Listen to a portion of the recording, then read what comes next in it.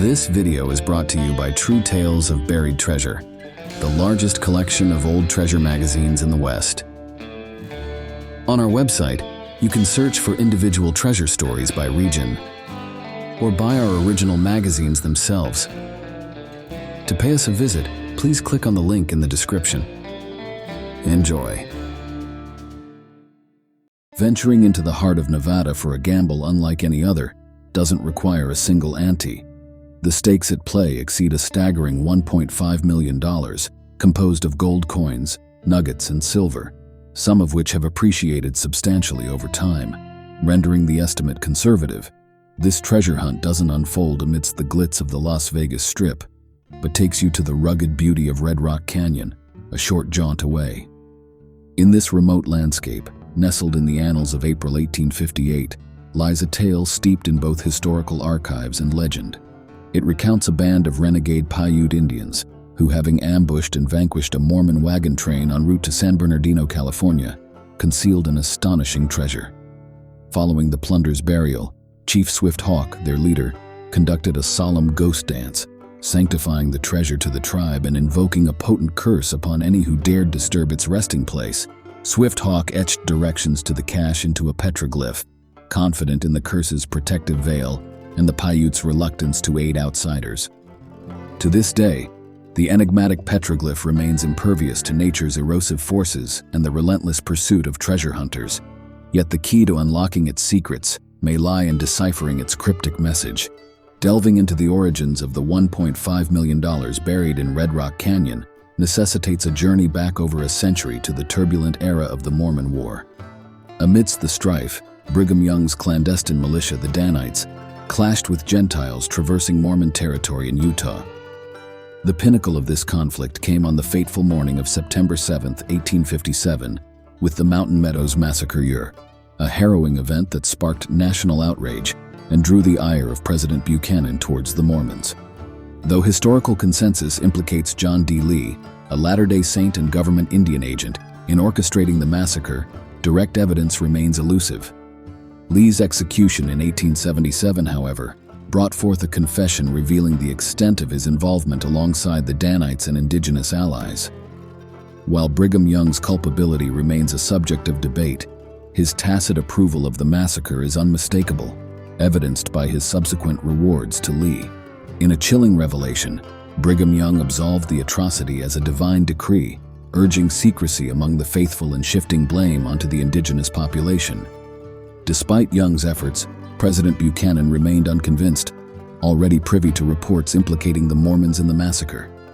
Thus, the echoes of treachery and tragedy reverberate through the annals of history, casting a shadow over the untold riches concealed within the rugged expanse of Red Rock Canyon. Eastern newspapers eagerly disseminated copies of the letter, stoking fervor for a punitive expedition against the Mormons and clamoring for Brigham Young's hanging.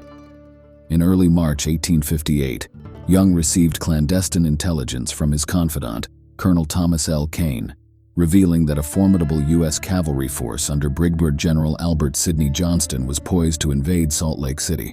On March 10th, Young convened the church elders, announcing his plan to evacuate the city, urging obedience with the assertion, "I am your leader, Latter-day Saints, and you must follow me." Expressing a commitment to preserving life, Young outlined a strategic departure, presenting a choice between confrontation and flight. Declaring his intent to lead the Mormons to a vast undisclosed desert territory, Young issued precise directives. Urged to gather essential belongings, including farm tools, livestock, and salvaged house fixtures, Mormons were instructed to rendezvous at a designated assembly point. Each individual was tasked with bringing forth their personal wealth in gold and silver, to be safeguarded by armed Danites and transported in wagons. Amidst this orchestrated exodus, over $1.5 million in treasure amassed at the collection point, guarded by a contingent of 40 Danites led by Captain Josiah Sitterly, a former U.S. Army officer. Embarking on their journey southwestward, the treasure-laden wagons, under the supervision of veteran wagon boss Everett Wright, aimed to reach a secluded cave in eastern Nevada as per Young's orders. The initial leg of the journey transpired without incident as the convoy reached the designated cave, pausing for respite as they awaited further instructions from Young. Subsequently directed to proceed to San Bernardino, the treasure train encountered trepidation among its ranks due to unfamiliar terrain and scarce water sources. As the journey progressed, the terrain grew increasingly rugged, water supplies dwindled, and exhaustion set in among both man and beast. Faced with parched throats and dehydrated bodies, the decision to halt was imperative.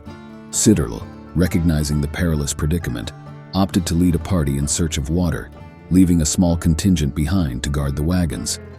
Despite assurances of safety from hostile forces, the challenges of the unforgiving landscape posed an ominous threat to the survival of the expedition.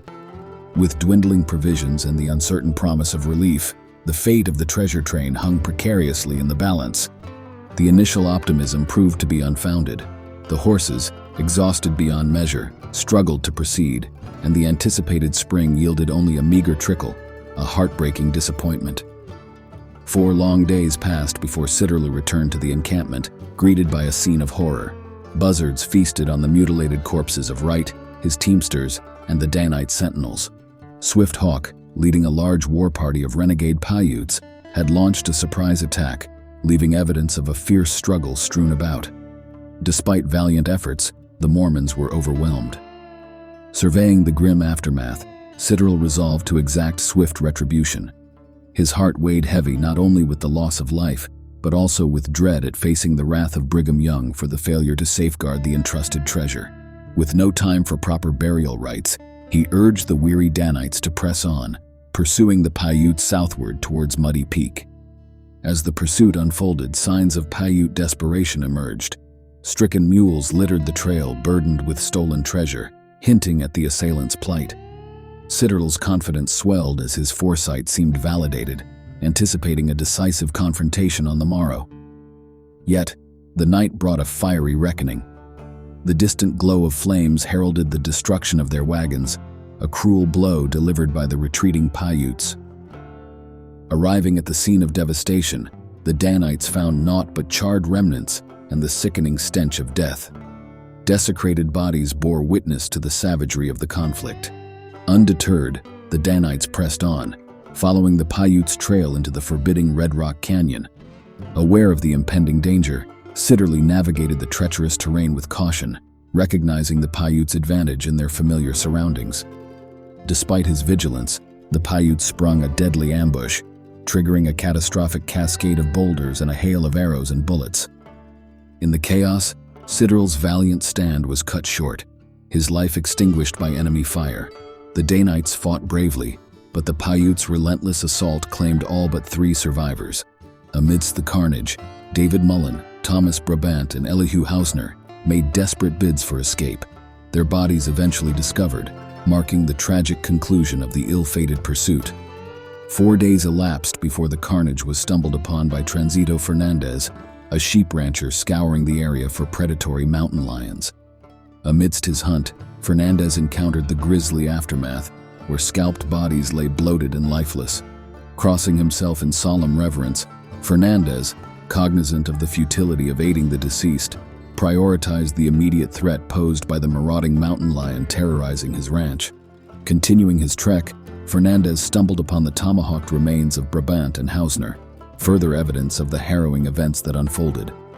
Following the trail of the mountain lion, Fernandez's journey led him to the grievously wounded Mullen, whose feverish account of the massacre offered grim insight into the tragic ordeal. Urging Fernandez to relay the dire news to Brigham Young, Mullen's final plea underscored the magnitude of the calamity. Guiding a posse back to the scene, Fernandez led the search for survivors and clues, but the Paiutes had long since vanished, retreating into the remote Castle Mountains to evade retaliation. Though the petroglyph and ceremonial remnants hinted at the Paiutes' involvement, the true extent of their actions remained shrouded in mystery. Months passed, and the desolate Red Rock Canyon became a haunting reminder of the tragedy, avoided by both settlers and indigenous alike. However, in 1860, fate intervened in the form of Gustav Wilhelms, a German immigrant whose chance discovery of gold coins in the canyon altered the course of his journey. Abandoning their plans for California, the Wilhelms settled temporarily on the mesa, driven by the allure of newfound wealth. As Wilhelms and his wife embarked on their treasure hunt, Fitzgerald, intrigued by their discovery, probed for further information, learning of the gold's origin.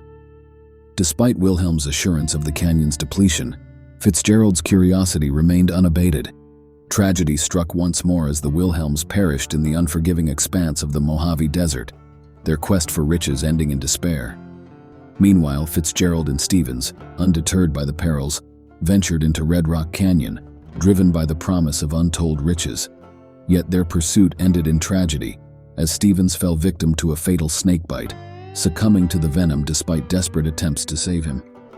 Thus, the saga of Red Rock Canyon continued, a testament to the allure of wealth and the perils lurking within its rugged expanse. Thanks for watching. If you'd like to read the original article or purchase the magazine from which it was taken, please check out our website, truetalesofburiedtreasure.com.